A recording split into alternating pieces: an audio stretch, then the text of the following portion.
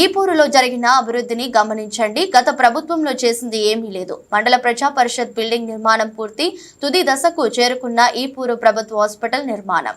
ఇవాళ మీ అందరికీ తెలుసు, ఈపూర్లో 10 కోట్లతో అద్భుతమైన హాస్పిటల్ నిర్మాణం జరుగుతుంది. మీ అందరికీ తెలుసు. మరి ఇవన్నీ ఒక్కసారి మీరు ఆలోచించండి. గతంలో హాస్పిటల్ అదే జీవీఎస్ ఆంజనేయులు గారు ఉన్న సమయంలో హాస్పిటల్లో డాక్టర్ రాడా అని అడుగుతూ ఉన్నాను. ఇవాళ 12ంటికి పోయినా, 1 గంటకు పోయినా, 2ంటికి పోయినా హాస్పిటల్లో స్టాఫ్ అందరూ కూడా ఉండే పరిస్థితి ఈ రోజు మీ అందరికీ తెలుసు. ఎక్కడ కూడా మరి ఈ హాస్పిటల్ చూస్తే ఒక అద్భుతం.